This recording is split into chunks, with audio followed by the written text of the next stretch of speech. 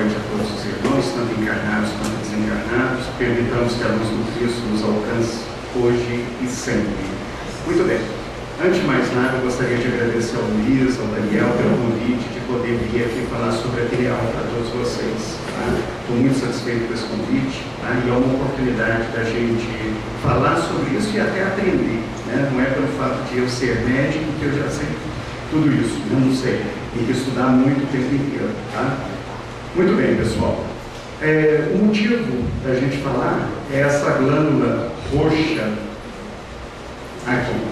Essa coisa pequenininha, que na maior parte dos livros de anatomia quase que não se fala dela.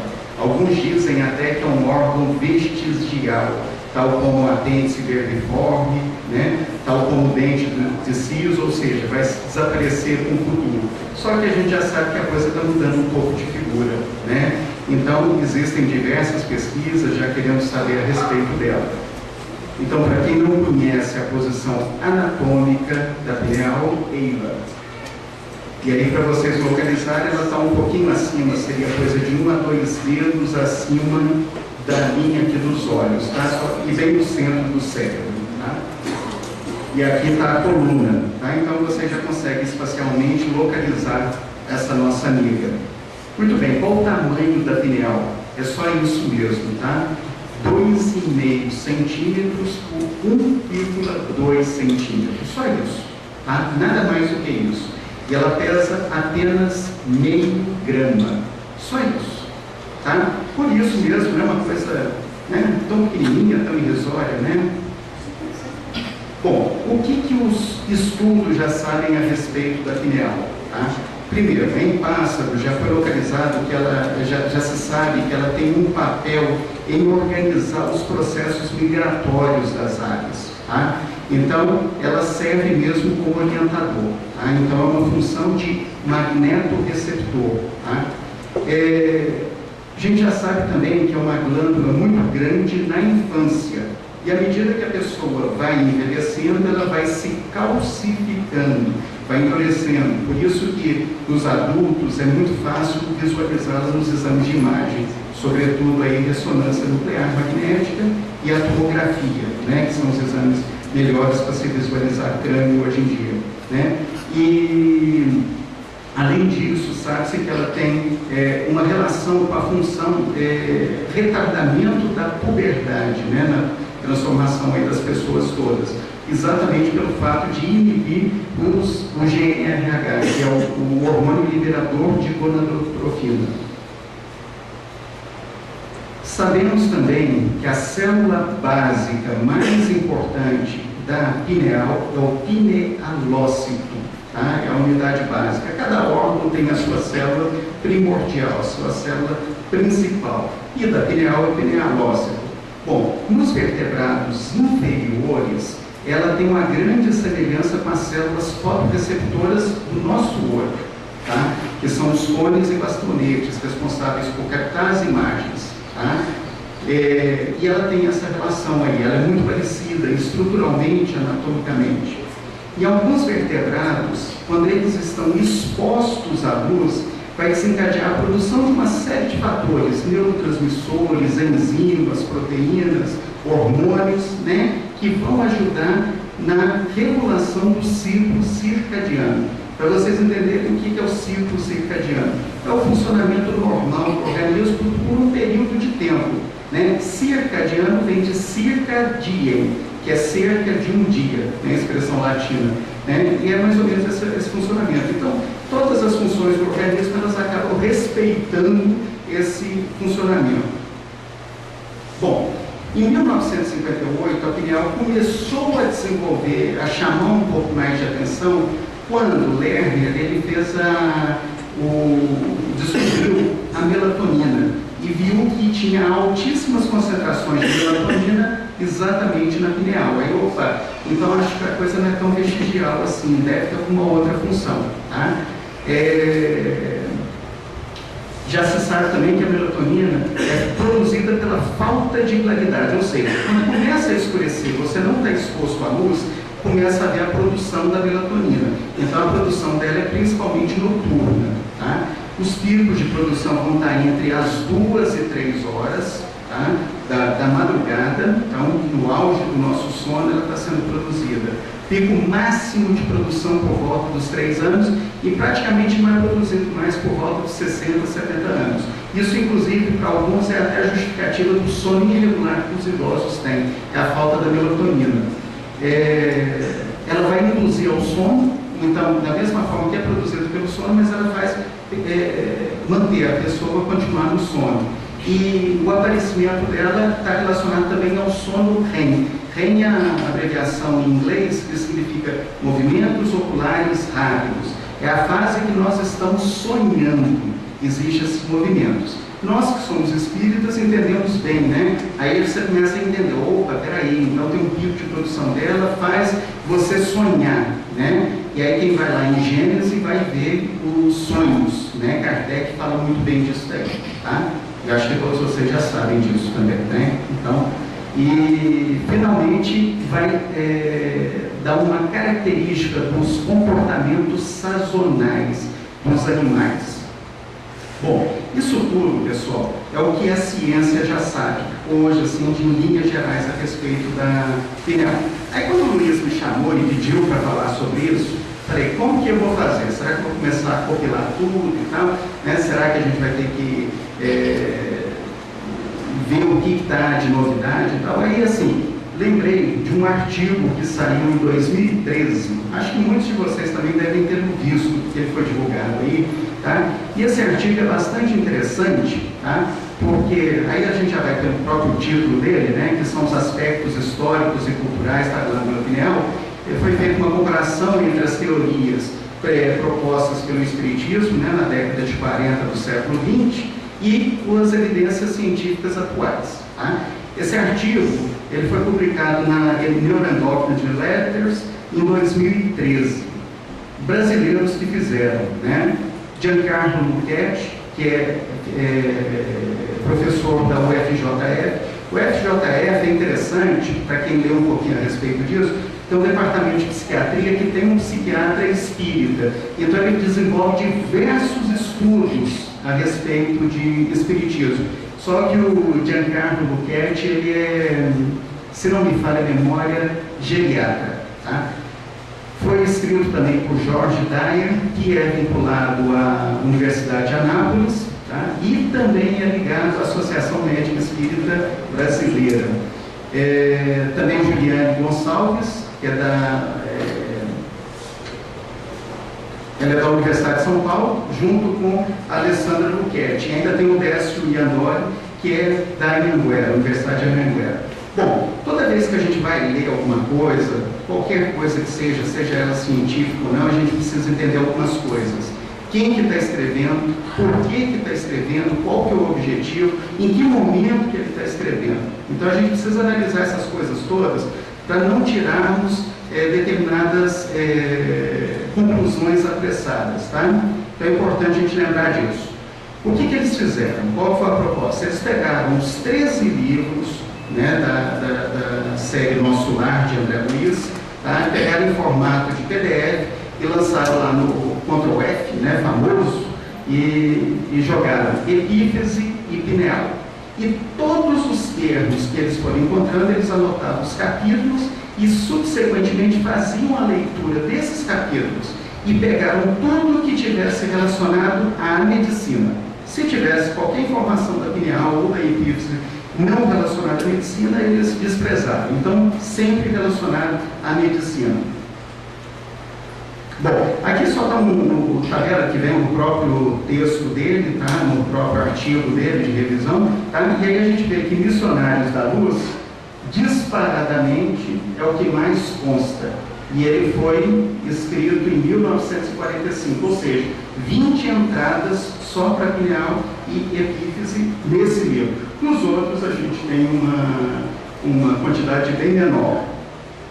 Bom, quais foram as ligações que André Luiz propôs em seus livros? Então vejam bem, esse artigo foi escrito por médicos para médicos. Ele não escreveu isso para espíritas. O espírita vai ler também. O espírita vai compreender, mas então a gente tem que entender que ele não pode afirmar que André Luiz escreveu. Vocês compreendem isso? Porque isso é parte do que nós acreditamos.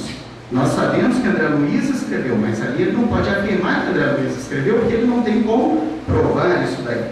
Entendeu? Esse é o primeiro ponto. Tá? Então, quais foram as propostas aí de o que André Luiz sugeriu?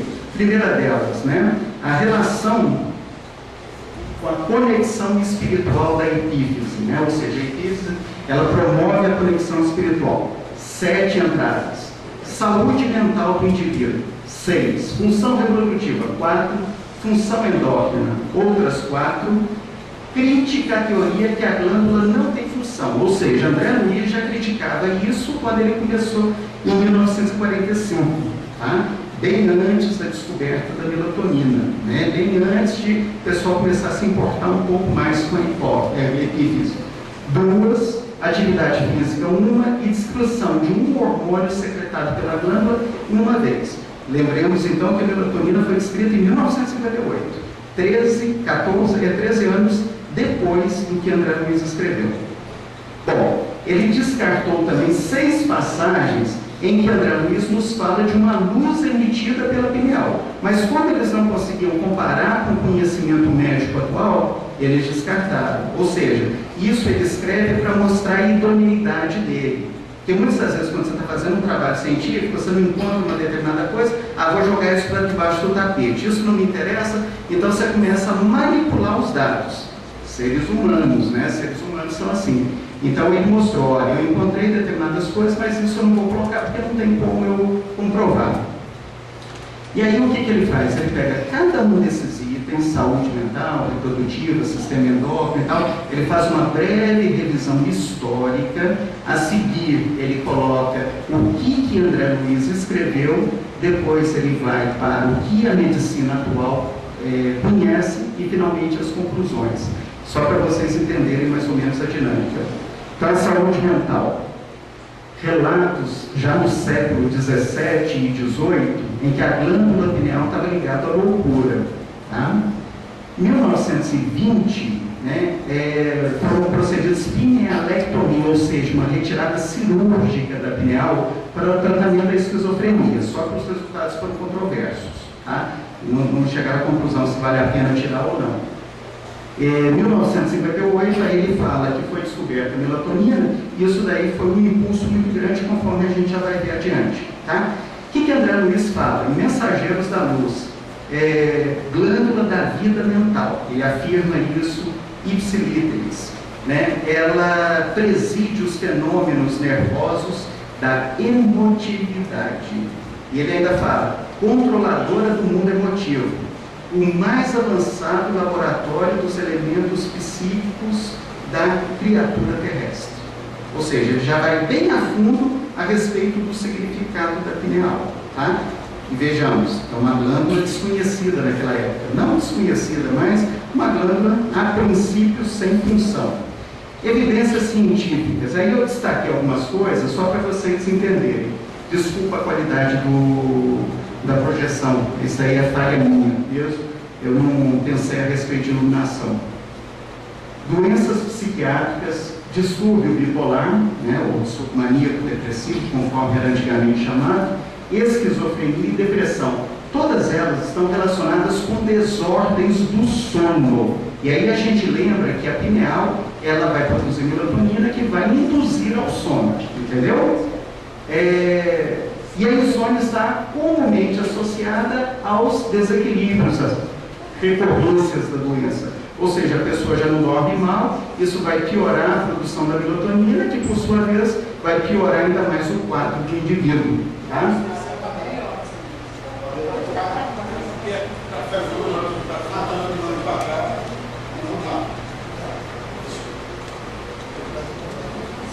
Bom, a melatonina exerce um efeito similar às drogas antidepressivas quando testada em modelos animais. Os nossos irmãozinhos animais, eles infelizmente ainda são extremamente necessários para a medicina, né? Eles vão ser utilizados, são utilizados antes de nós colocarmos qualquer medicação, né, no mercado, ele precisa testar nos nossos irmãozinhos menores. Então, assim, um motivo a mais para a gente ainda ter muito respeito por eles. Tá? E o número de receptores da melatonina está aumentado nos núcleos supraquiasmáticos. Só para vocês entenderem, os núcleos supraquiasmáticos, eles estão relacionados com o controle do ciclo circadiano nosso, tá? Então, se ele está equilibrado, o nosso ciclo biológico normal está funcionando direitinho. Se ele não estiver equilibrado, aí já vai ter diversas alterações no organismo, só para vocês entenderem. E pacientes deprimidos pode aumentar durante o curso da doença, ou seja, a própria natureza, ela já cria maiores receptores para melatonina para esses pacientes desequilibrados, né? Uma tentativa de compensação, né? A gente fala que a natureza é muito sábia, né? Nós médicos, né? E nós espíritas dizemos categoricamente que Deus é maravilhoso, né? Bom, ainda as evidências científicas atuais, né, eles já propuseram o uso da melatonina como terapia adjuvante da depressão frente a essas funções dela, tá? Além disso, ainda tem os efeitos anti-inflamatórios, anticonvulsivantes, sedativo, ansiolítico. Esquizofrenia, foi observado que o uso da melatonina associado ao uso de antipsicóticos diminuiu os efeitos colaterais dessas medicações. Além disso, bulimia e anorexia também estão associadas a alterações no nível de melatonina, assim como a síndrome de pânico, distúrbio obsessivo compulsivo, ou seja, a gente está vendo um tratado de psiquiatria no final das contas, né? E melhora do comportamento relacionado às demências e a eficácia da melatonina como antagonista da serotonina. Serotonina é que nos dá mais ânimo, mais vontade de viver, né? Aí quando a gente fala em serotonina, todo mundo lembra do chocolate, né? Que é uma das fontes. Ninguém lembra da banana, né? Por que será? Agora do tomate, do chocolate não, esse? E a banana não engorda, né? O chocolate engorda. Bom, quais são as conclusões que os autores chegaram? Os trabalhos analisados sugerem que a pineal é de grande importância na saúde mental, conforme a gente viu, né? Está tudo ali relacionado.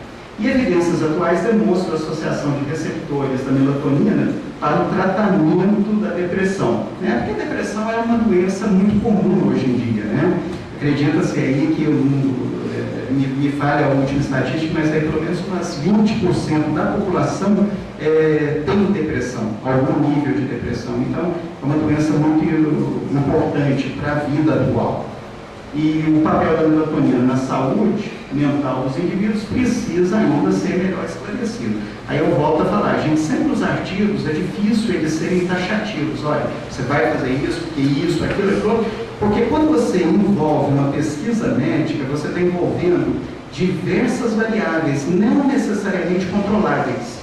Tá? Então eu não sei, às vezes a medicação que o indivíduo está usando, o uso de alguma droga, o uso de álcool, por exemplo, o tipo de dieta do indivíduo. Então tem diversos fatores que não dá para você ser taxativo, a não ser que a estatística nos mostre o contrário, que aquilo realmente é inquestionável.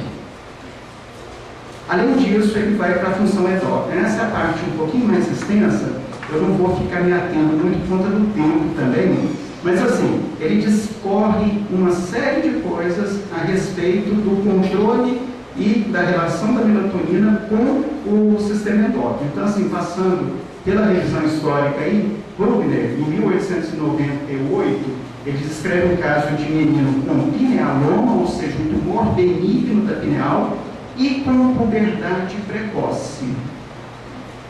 1943, Bargman, estudando a pineal em mamíferos, sugeriu um possível papel na regulação da função do hipotálamo. O hipotálamo está diretamente relacionado à hipófise e na produção de N hormônios para o nosso organismo. Tá? Então tem essa associação. De acordo com relatos históricos, na primeira metade do século XX já havia noções da influência antigonadotrófica, que são os hormônios que vão desencadear a puberdade, e cooperação entre pineal, hipotálamo e hipófise. O que André Luiz nos fala? Segregando delicadas energias psíquicas, a glândula pineal concede ascendência em todo o sistema endócrino, ou seja, André Luiz foi taxativo já. A pineal tem ascendência sobre todo o sistema endócrino. A epífise, ou seja, a pineal, semelhante a um pequenino sol azulado, mantendo em seu campo de estimulação magnética todas as demais, desde a hipófise, a região dos ovários, como o nosso ácido da vida, garantindo a coesão e o movimento da sua grande família de planetas e asteroides. E ainda ele faz uma analogia ao nosso sistema solar mesmo, sendo que a epífise estaria como se fosse o Sol, e todas as outras na sua dependência. Em ação e reação, ele coloca que a epífise, a hipófise, tireoide, paratireoide, estímulo, suprarrenais, pâncreas e bolsas genésicas caracterizadas e perfeitas sobre o fundo vivo dos centros espirituais que se combinavam uns com os outros. E aí o que a ciência hoje já nos dá? Acredita-se que a pineal desempenha um papel ativo na integração do sistema neuroendócrino, pois ela apresenta características para transdução e integração neuroendócrina. Por exemplo, aí vai listar um monte de coisa. Existência de receptores putativos para diversos hormônios. O que é um receptor putativo? É aquele que não é específico para um determinado hormônio, mas ele capta aquele hormônio e faz aquele hormônio se manifestar. Entendeu? Então é um falso receptor, mas que vai desencadear os mesmos sintomas, as mesmas funções. O padrão metabólico dos esteroides assemelha a outras áreas cerebrais envolvidas na regulação gonadotrófica, correlação também da capacidade de resposta da pineal aos hormônios com a atividade do sistema simpático. Movimentação dos movimentos beta-adrenérgicos pelos hormônios da pineal. Os beta-adrenérgicos estão relacionados com o sistema simpático, que é o sistema que nos dá a excitação. E ele vai modificar, ou seja, vai trazer um relaxamento. Dissociação dos efeitos hormonais e por aí vai. Tá? Então, assim, eu vou pular porque esses aí são termos um pouco técnicos, mesmo um pouquinho mais chatos. Aqui, mais uma vez, mostrando a integração com diversos outros hormônios, o hormônio corticotrófico, corticoides, endorfina, ocitocina, hormônio do crescimento, hormônio luteizante, prolactina, renina, vasopressina, que tem efeitos em diversos órgãos do nosso organismo. Inibe a produção do cortisol. O cortisol é o hormônio da luta, é o hormônio do estresse, para vocês entenderem. Ela é secretada 10 vezes mais à noite, o que eles demonstram, né? Quando ela age na pars tuberalis, que é a porção da adenohipófise, que por sua vez vai produzir um hormônio estimulante da tireoide, tá? E da mesma forma ele inibe a produção do AMP cíclico. O que é AMP cíclico? O hormônio liga-se lá na membrana da célula, todos vocês lembram da biologia, ligou naquele hormônio, aí ele vai dar a mensagem. O AMP cíclico é que transfere essa mensagem para as outras estruturas intracelulares para a produção de A ou B, ou fazer alguma coisa. Tá? Então ela vai inibir isso, inibir o hormônio estimulante da tireoide. Que quando está funcionando mais, a pessoa fica com tremores, emagrece, né, aquele estado, né? Acho que vocês já viram alguém com hipertireoidismo, né? E, além disso, ela media a expressão gênica do TSH e exerce ação direta sobre a fisiologia sazonal. Mais uma vez aí, os funcionamentos cronobiológicos. Participa da imunorregulação, promove alteração nas paratireoides, influenciando o metabolismo do cálcio.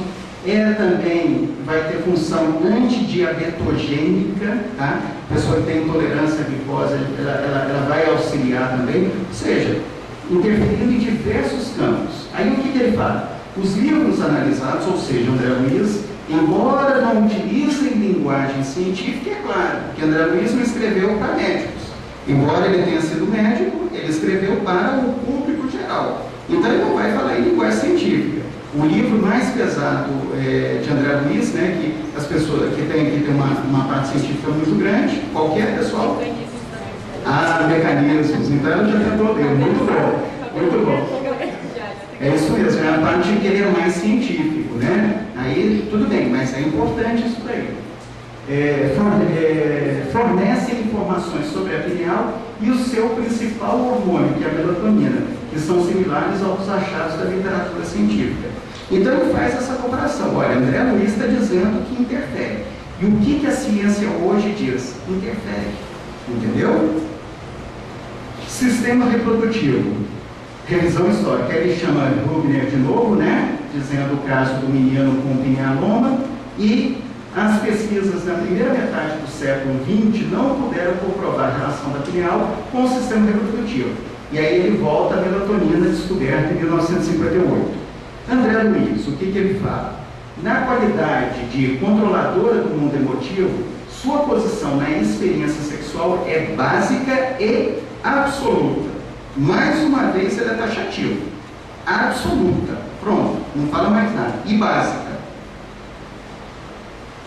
Enquanto no período do desenvolvimento infantil, fase de reajustamento desse centro importante do corpo perispiritual pré-existente, a epífise parece constituir o freio das manifestações do sexo. Aí a gente já viu que ela vai ter relação mesmo em bloquear a puberdade. E os cromossomos da bolsa seminal não lhe escapam à influenciação absoluta e determinada. Ou seja, ela tem uma relação inclusive no indivíduo que está vindo para nascer. Não é isso? Evidências científicas atuais. Aí é um caso mais... ela tem uma função na melhora do desempenho sexual e no aumento da pigmentação ornamental de animais. Tá? Então, a pigmentação ornamental é muito comum em peixes, né? Os peixes, os machos, na época de reprodução, algumas espécies, elas mudam totalmente a coloração. A melatonina, ela está responsável por isso daí. E também na própria função sexual dos animais. Redução de traços morfofisiológicos defeituosos passados aos descendentes. E proteção dos gametas contra danos oxidativos, além da proteção da placenta, feto e mãe, também contra danos oxidativos. Além do mais, diversos estudos têm associado a melatonina à fertilidade. Os pinealócitos apresentam receptores para o hormônio luteizante, o hormônio liberador do hormônio de crescimento e o hormônio liberador das gonadotrofinas, tá? Esses dois aqui diretamente relacionados à puberdade. O sêmen contém melatonina. Deficiência da melatonina pode interferir na função sexual de homens e a evidência no papel como facilitadora do comportamento sexual. Então tem estudos também em humanos. Aí as conclusões dele. A relação entre a pineal e o sistema reprodutivo é forte, está sustentada nas evidências científicas atuais. A atividade física, aí sim, é o termo mais controverso. Lá no final da década de 70, início das décadas de 80 do século passado, né, dos 1900, ratos eram submetidos a diversos tipos de estresse e aumentavam o nível plasmático e pineal da melatonina.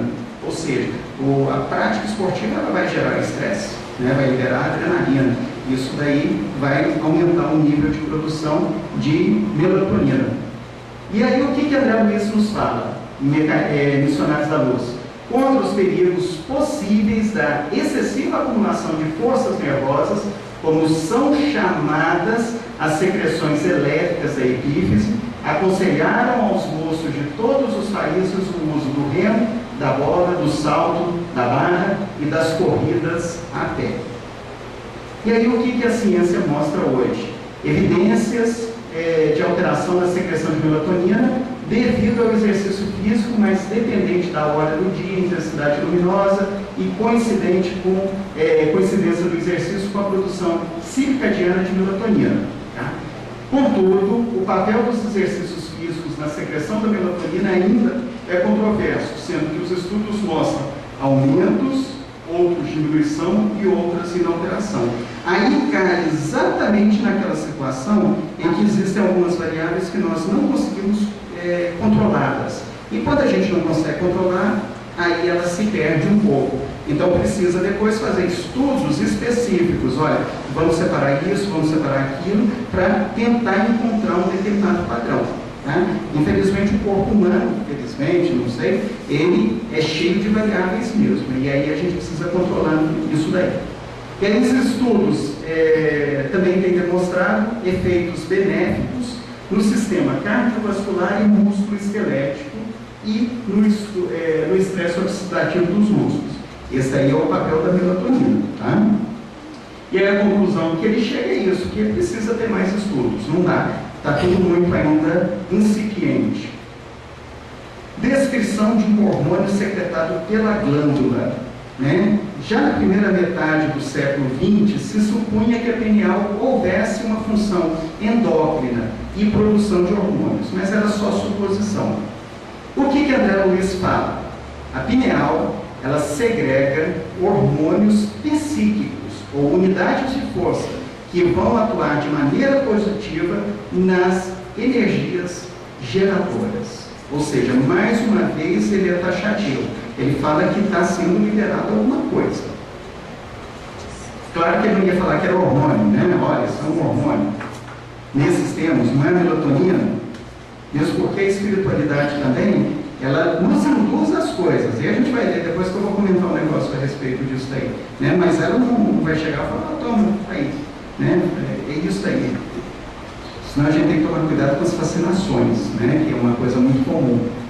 Bom, as evidências científicas atuais, a melatonina foi isolada, então, em 58, por Lerner, tá? E aí ele chama a atenção, 13 anos após o livro. Tá?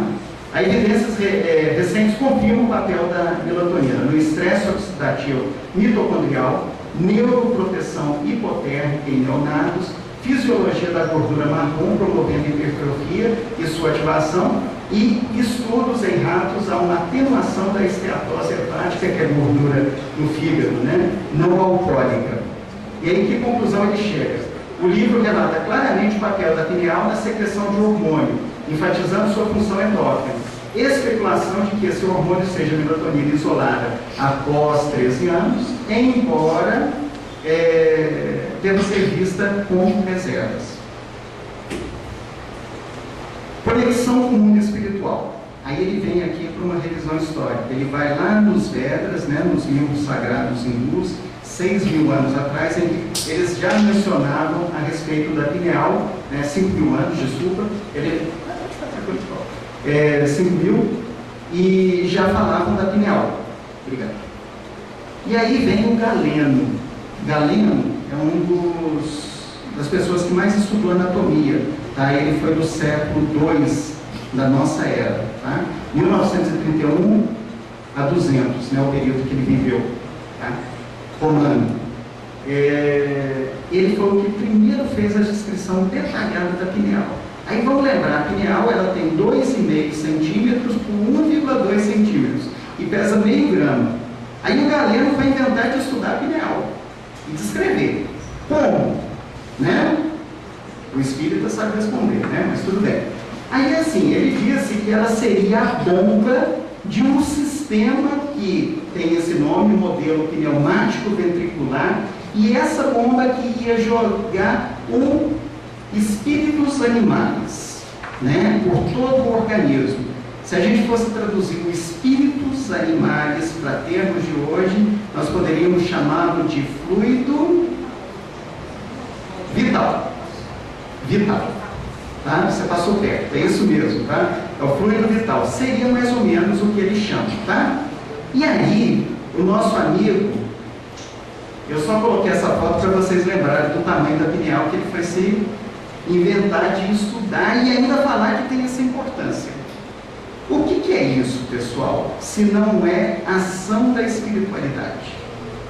Eu estou vendo um monte de outras estruturas aqui, aí eu vou chegar e falar que isso daí vai funcionar como uma bomba que vai jogar o fluido vital para tudo quanto é canto, tá? Isso é uma intuição que ele teve, sem dúvida nenhuma, e grande parte das descobertas científicas, elas vêm da intuição, mas principalmente da inspiração.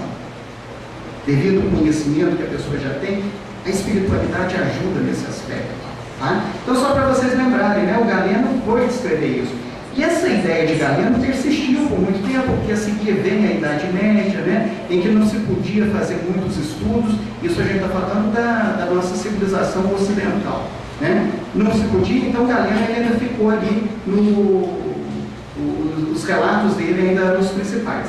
E aí o René Descartes, ele também aproveitou, bebeu dessa fonte de Galeno e disse que os espíritos animais eram fluidos sutis, partículas minúsculas que circulavam no interior dos ventrículos cerebrais e nervos, uma espécie de quintessência originada dos fluidos sanguíneos pela rarefação. Ok, pessoal? Quintessência, tá? Acho que quem não tem esse conceito, é bom só a gente passar aqui para facilitar um pouco. Os filósofos pré-atomistas, os gregos, né, antes de evidenciar os átomos, né, que começou com Demócrito, se não me falha a memória, mas esses filósofos, eles acreditavam que tudo que existia na Terra era proveniente da junção dos 4 elementos: água, ar, fogo e terra. E aí Aristóteles lança a ideia dessa quintessência. O que seria a quintessência? É como se fosse um fluido que daria toda a sustentação para o universo. Que nada mais é do que qual outro fluido? Cósmico universal nas suas outras manifestações, tá? Só para a gente facilitar. Então, o Descartes, ele busca isso, tá? Essa quintessência. E aí vê que ela vai, a pineal é o que vai, e vai circular isso tudo, sendo a sede da alma, tá? Esse conceito dele, que a pineal era a sede da alma e mantinha esse fluido vital circulando, persistiu por um bom tempo. Até que apareceu outro francês, o Claude Nicolas Descartes, lá no século XVIII, em que ele falou, não é a pineal, é o córtex. Aí o pessoal deve não, o córtex é grande, né? Porque é todo o resto. O córtex é grande, a alma tem que estar lá, porque o próximo pequenininho daqui, né, está errado. Descartes fica só com o método científico do Descartes, que a gente usa até hoje, diga-se de passagem. Tá?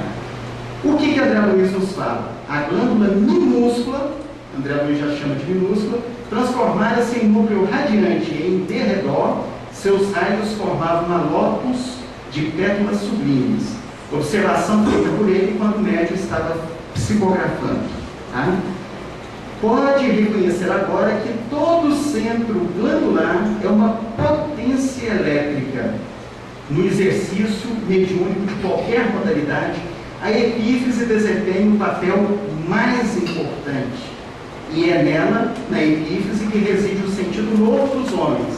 Entretanto, na grande maioria deles, a potência divina dorme embrionária. Todos vocês já leram André Luiz, todos vocês já leram o Missionário de Luz. E todos vocês deviam lembrar disso, né? Quando ele fala, dorme embrionária na grande maioria das pessoas. Ou seja, está lá.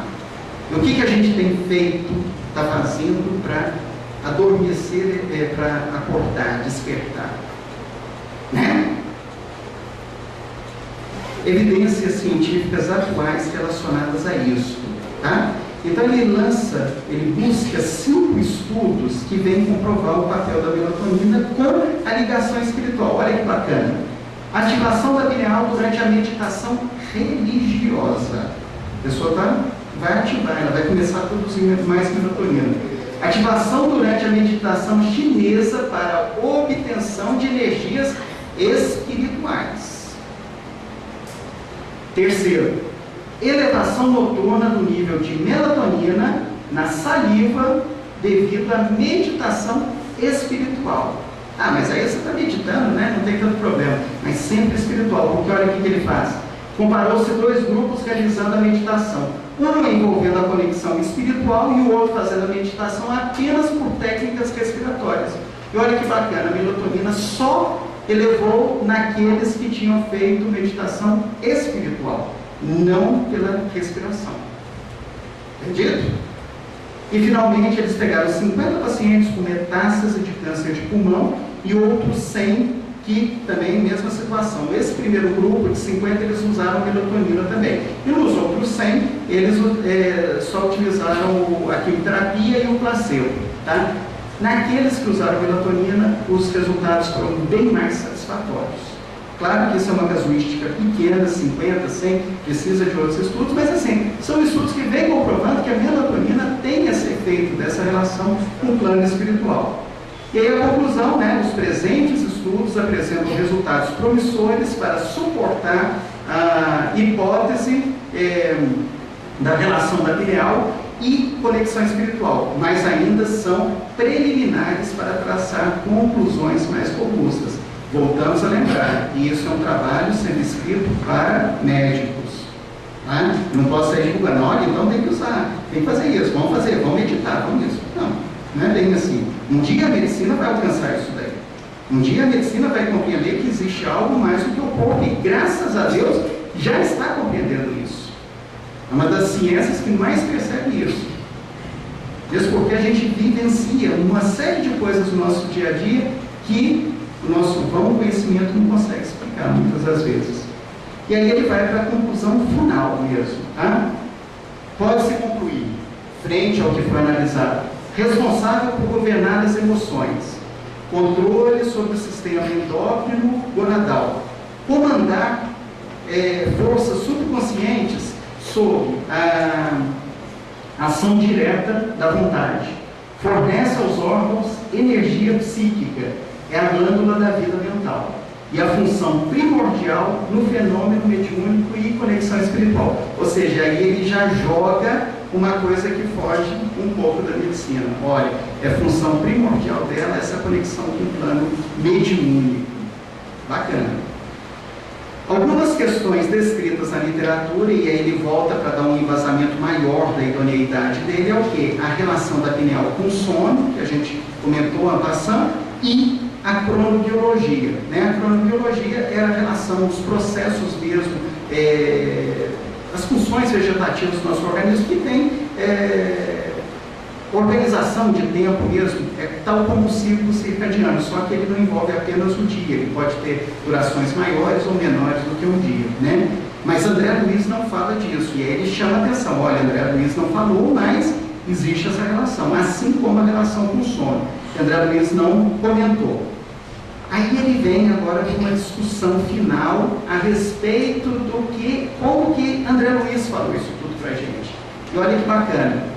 O fato de os livros terem sido escritos por uma pessoa sem o devido conhecimento acadêmico e sem associação à área de saúde e fornecendo conceitos complexos e sobre a fisiologia da pineal 60 anos antes de qualquer confirmação científica, levanta questões profundas sobre a verdadeira fonte das suas informações. Vamos dissecar isso um pouquinho só. Ele está falando aqui de Chico Xavier. Né, porque ele não pode falar que André Luiz escreveu. Os livros são atribuídos a André Luiz, mas quem escreveu foi Chico. Ok? Ninguém discute isso. Né? Frente ao que a gente já expôs aqui. Bom, como que uma pessoa, né, sem conhecimento nenhum e tal, com pouco até conhecimento acadêmico bem sofrível, como que ela foi escrever essas teorias? Tá? Ele vai discutir isso adiante. Outra coisa, por que ele fala 60 anos a respeito da pineal? Né? Ah, mas a melatonina não foi descoberta em 1958. É porque ele faz uma revisão também mostrando que mais ou menos um terço dos artigos científicos a respeito de pineal e melatonina foram produzidos apenas de 10 anos para cá. O conhecimento era muito pequeno e o que se tinha antes ele não condiz muito com a verdade. Entendeu? Então, os avanços efetivos foram de 10 anos para cá. Por isso que ele coloca 60 anos, só para vocês entenderem. Tá? Porque às vezes bate o olho no 60, por que 60? Né? E aí ele vai discutir aqui. Olha as conclusões que ele aventa. O autor, Chico, criou essas teorias e as escreveu em linguagem não médica e confirmadas em posteriores avanços científicos. Ou seja, Chico criou essas teorias. É uma possibilidade, claro que é. Ele resolveu, eu acho que é assim mesmo, então vamos colocar isso aí. E aí depois elas foram comprovadas pelos avanços científicos. Não, foi uma mera coincidência. Essa é uma segunda possibilidade que ele levanta. De achados, pois o autor criou diversas teorias sobre a pineal e algumas delas foram confirmadas pela ciência e outras não. Tá? Mas aí foi o Chico de novo. E aí, finalmente, ele coloca: comunicação com os espíritos, que trouxeram informações sobre achados relacionados à árvore pineal. Que para nós não tem a menor dúvida, foram os espíritos que nos trouxeram essas informações mesmo, entendeu? Mas ele, como está escrevendo um artigo científico, ele não pode chegar e falar: olha, tem espírito. E quem não acredita em espírito, né? Vai por terra tudo que ele está falando. Bom, o objetivo aí, a conclusão final mesmo, o objetivo da investigação, contudo, ou seja, dessa revisão, desse artigo de revisão que ele lançou, não é tirar conclusões precipitadas baseadas em evidências infundadas. Tá? Porque não tem como eu dizer que houve aquele processo mediúnico, não tem como eu comprovar. Por isso que ele está falando, evidências infundadas. Esse artigo fornece uma análise de conhecimento que a ciência pode adquirir a partir da história da humanidade e da própria ciência. E o processo de formular hipóteses e teorias científicas pode se beneficiar a partir de aspectos culturais da civilização, levando-se em conta a teoria e informações não tradicionais. O que vem a ser isso? Às vezes tem certas pessoas que ficam bravas comigo, mas eu falo: a ciência também é dogmática, pessoal.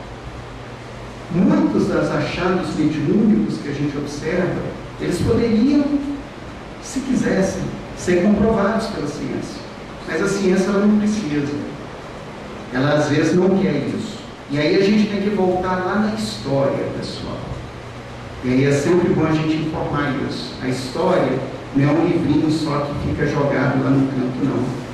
A humanidade teria aprendido muito mais pelo amor do que pela dor, se tivesse lido mais a história. Tá? A gente vê inúmeros erros sendo cometidos sucessivamente por povos.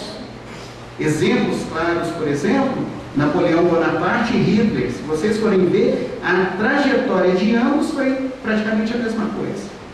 E acabaram no mesmo lugar. Se a gente prestasse um pouco mais atenção, e por que eu estou falando de história?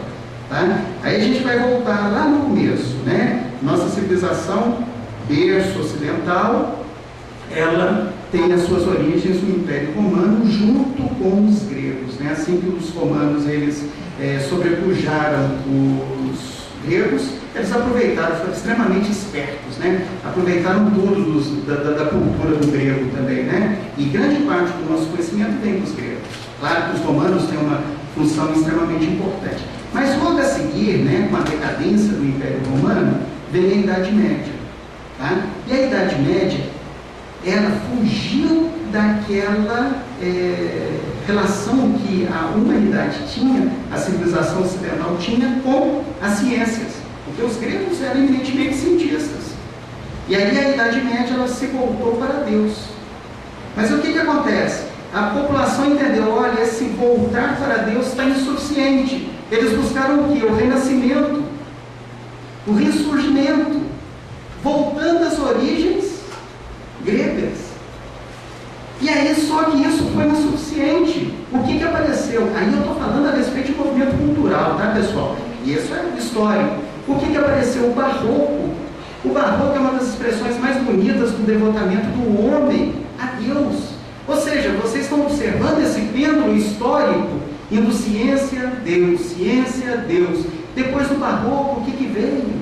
Veio já o neoclassicismo, que voltou lá aquelas origens gregas de novo. Depois disso, você vai ter o que? O romantismo, que o homem falou: não, essa ciência não está legal, vamos voltar aqui para Deus. Depois vem o realismo. O realismo foi exatamente quando Kardec faz a codificação, né? Todo mundo lembra do positivismo, né? O positivismo é o lastro filosófico do realismo, mas voltado de novo para a ciência. E aí até que depois a gente chega no simbolismo, que volta para Deus. Entendeu? Por que a humanidade está nesse pêndulo o tempo inteiro? Porque ela ainda não chegou ao meio termo. E qual que é o meio termo? Kardec já nos fala. Quando a ciência e a religião andarem juntas. Porque as duas só têm que comprovar que Deus existe e que Deus está acima de tudo. E por que eu estou falando isso, pessoal? Porque a ciência, ela às vezes tem pavor de ouvir Deus, em medo de voltar lá na Idade Média. Então, ela execra Deus sem saber que está execrando, na verdade, os próprios homens, que fizeram tudo de errado. Não de errado, mas são as experiências. E, mais uma vez, o livrinho de história não pode ficar guardado na nossa prateleira. E muito menos na nossa cabeça. Ah, isso é besteira. Qualquer coisa que você for olhar na história está lá escrito já. E isso não vale tão somente para a humanidade, para os povos, nem nada. Isso vale inclusive para a gente. Quantas vezes nós já tivemos desses movimentos pendulares, de vai e vem, vai e vem, vai e vem, e aprendendo pela dor. E às vezes nem isso. Entendeu? Então acho que essa é a maior reflexão que a gente precisa ter mesmo. A ciência está aí. Ela não veio para destruir Deus, não veio para nada disso, não. Já se foi um tempo que a gente pensava isso. E graças a Deus o movimento espírita vem crescendo. Mas precisa crescer um movimento espírita que pense, que raciocine, senão corremos o risco de transformar o espiritismo tão somente numa religião. E não é por aí. Não é só uma religião, é muito mais do que isso. A gente tem que olhar para o espiritismo como uma fonte de salvação pela lógica. Não é a salvação pela fé só, tão somente. É pela lógica. E é por isso que nós estamos nessa casa e por isso que a gente precisa nos aprimorarmos em todos os sentidos. Ok, pessoal? E era isso que eu tinha para falar para vocês. Só posso agradecê-los e aí vamos lá para fazer perguntas que eventualmente vocês tiverem. Aí teve uma pessoa que perguntou aqui, como acordar a pineal? Pessoal, só tem um jeito de acordar a pineal, tá? Se ela é a nossa relação com o plano espiritual, eu preciso então buscar me espiritualizar cada vez mais. E buscar me espiritualizar significa o quê? Deixar para trás as coisas terrenas. Não me importar como me importo com as outras. Porque enquanto eu tiver os meus pezinhos grudados aqui, os meus pensamentos também vão estar grudados. Agora, a partir do momento que eu consigo vislumbrar um mundo maior, aí eu vou acordar mesmo a pineal. Praticando o bem, sendo caridoso. Isso é a forma que a gente tem de acordar a pineal. Esse é o nosso exercício. E a pineal, ela está diretamente relacionada a todas as nossas atividades mediúnicas, conscientes e inconscientes. Porque nós somos médiuns 24 horas por dia. E toda vez que a gente está, todas as horas, a gente está tendo essa relação mediúnica também. E nós sabemos isso, né? No dia a dia, né? Às vezes numa palavra que a gente fala que não devia ter falado, um pensamento que não devia ter feito, por aí vai, tem os intercâmbios mediúnicos e ela está funcionando, inclusive nos períodos de desdobramento, conforme foi uma pergunta aqui também, tá? Ela vai ser atingida pela espiritualidade amiga para que a pessoa possa continuar o processo mediúnico dela, ok? Deixa eu ver aqui mais, gente. Bom, pessoal, o que mais? Intercâmbio mediúnico, acordar, tá? Desdobramento, tá aqui. Assim, aqui eles perguntam, a pessoa mediunizada, se tocarmos com o indicador acima ou no meio dos olhos, aí ele refere a pineal, ela volta assim. Primeiro, pessoal,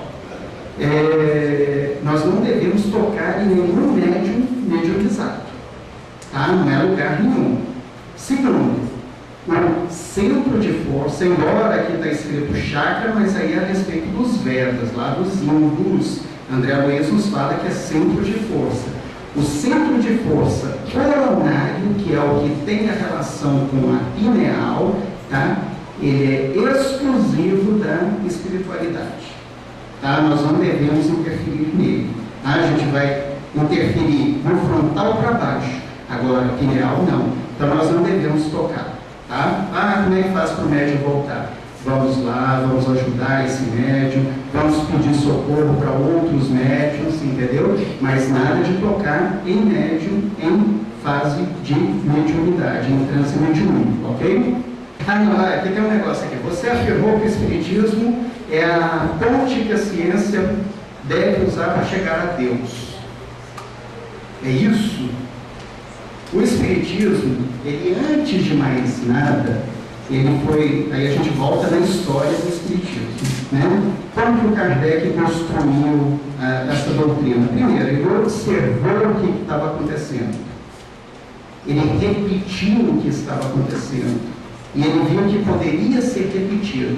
Isso daí a gente lembra do nosso amigo René Descartes, que é o método científico. É isso que é o aspecto científico do Espiritismo. Muitas pessoas querem jogar qualquer coisa para dentro. Não, isso vai provar o Espiritismo. Tem gente que fica falando, a física quântica chegou para provar o Espiritismo. O que é a física quântica? A pessoa nem sabe, mas tá lá. Não, porque vai provar o Espiritismo, não é porque eu ouvi falar e tal. Peraí, calma, pessoal. Não é bem por aí. A própria ciência ela já vai dando as suas margens. Há pouco tempo atrás, não é tão pouco tempo atrás, os astrônomos descobriram o que eles chamam de massa escura. Como é que eles chegaram à conclusão da massa escura? Eles viam que a luz desviava num ponto lá totalmente, não tem nada, mas a luz está desviando. O que é isso? A massa escura. Mas o que é a massa escura? Não sei, mas é a massa escura. Entendeu? É um ponto para iniciar. Se eles lessem Kardec, eles iam ver que existe o fluido cósmico universal, que não existe o vácuo absoluto. Ou eu estou falando besteira? Existe o vácuo, pessoal? Não existe. O fluido cósmico universal ele vai estar. E se eles lessem, ele vai dizer também em Gênesis que o fluido cósmico universal ele tem diversas formas de manifestação, desde materialização até não materialização. Entendeu? Então, assim, essa massa escura nada mais é do que uma condensação do fluido cósmico universal, que para a gente está fácil entender isso. Tá? E aí são os critérios que a ciência precisa levar em consideração. Agora, depois disso, os espíritos trouxeram uma série de informações para a gente que criou o aspecto moral, o aspecto filosófico. E, finalmente, veio a lógica que é Deus, e aí um aspecto religioso. Então, quando você utiliza o Espiritismo, você está sabendo, olha, o que eu estou fazendo aqui, o que vai acontecer lá. Esse é a ponte que você tem que fazer para se ligar a Deus. Não é utilizar a ciência que vai ligar, não, de jeito nenhum. A pessoa que procura a ciência, se materializar aqui e tal, eu vou começar a acreditar, ela está agindo como São Tomé. E isso não é insuficiente. O Espiritismo, ele promove qual reforma na gente? A reforma íntima. É quando eu compreendo que eu tenho que fazer o melhor para o próximo. Que é isso que é a chave da minha salvação. Todo o resto, a pessoa ainda não estará amadurecida. Mas veja bem, lá no Livro dos Espíritos está dizendo que você tem que evoluir primeiro intelectualmente para depois evoluir moralmente. Então a ciência tem o seu papel nisso, você querer se aprimorar cada vez mais. Você tem que estudar cada vez mais sobre tudo que você puder estudar. Para quê? Para você ter esse conhecimento. Não precisa ser um cientista.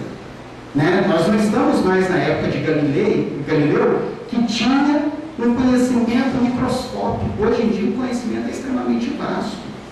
Mas, em contrapartida, nós temos internet. E o que nós fazemos com a internet? Só e-mail, mensaginha, Facebook, Twitter, sei lá o que, não sei mais o que, e estudar. E aproveitar esse conhecimento que está tudo ali, facinho para a gente. Então, a verdadeira ponte para Deus é a nossa reforma moral. A ciência, ela apenas vai corroborar. Um dia, esse templo que eu estava comentando, ele vai parar. Ele vai chegar no meio termo. E aí, quando chegar nesse meio termo, nós certamente já estaremos num mundo bem mais avançado. Por hora, nós ainda precisamos das dissensões. Bom, e aí qual que é a ação, qual que é o papel da pineal no transe mediúnico? Acho que André Luiz já nos falou, Ela vai receber mecanismos da mediunidade, nos domínios da mediunidade, lá no capítulo 2 ele fala especificamente. Ela é que vai fazer a interação. A espiritualidade amiga vai se ligar à pineal. E quanto melhor eu estiver preparado moralmente, mais eu vou auxiliar esses irmãos. E quanto menor, ela vai continuar funcionando a pineal. Só que ela vai dar vazão para outro tipo de irmão, né? Que vai ter um nível moral muito parecido. Tá? Então essa é a ligação. Essas coisas maravilhosas que a André Luiz já nos tinha falado. E aí agora, só em 2013, alguém chegou e falou, não, vamos fazer uma compilação, vamos tentar ver. Peraí, estava tudo escrito. Livro dos Espíritos, tem Gênesis, tem escrito. Por exemplo, que os próprios Espíritos já falam, olha, eu não vou passar isso para vocês, porque vocês não estão prontos ainda. E a gente deixa de pesquisar essas coisas, de estudar essas coisas, né? E deixa de descobrir uma série de coisas. E deixando de descobrir, a gente simplesmente aumenta o nosso sofrimento, aumenta a nossa dor, aumenta a nossa prisão aqui na Terra. E a libertação, ela poderia ser um pouco mais fácil. Tá? Acho que é isso. Alguma coisa mais, pessoal? Porque ainda temos um encerramento, senão...